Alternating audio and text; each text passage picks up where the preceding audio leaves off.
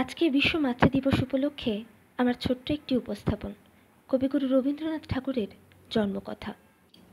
খোকা মাকে সুধায় ডেকে, এলেম আমি কোথা থেকে, কোনখানে তুই কুড়িয়ে পেলি আমারে?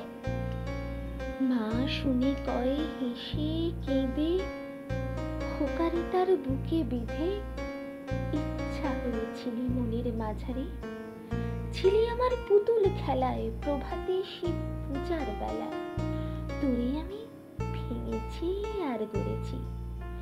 তুই আমার ঠাকুরের শনি, ছিলি পূজার সিংহাসনে, তারই পূজায় তোমার পূজা করেছি।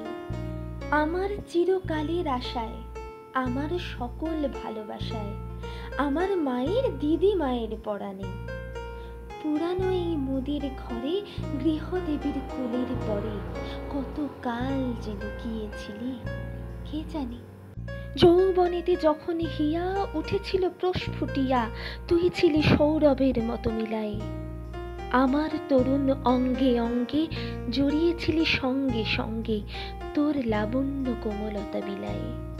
সব দেবতার আদরের ধন, নিত্যকালের তুই পুরাতন, তুই প্রভাতের আলোর সমবয়সী, তুই জগতের স্বপ্ন হতে এসেছিস আনন্দ স্রোতে, নূতন হয়ে আমার বুকে বিলসি।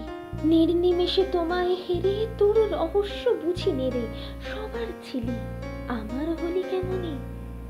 ওই দেহে এই দেহ চমে, মায়ের খোকা হয়ে তুমি মধুর হেসে দেখা দিলে ভুবনে।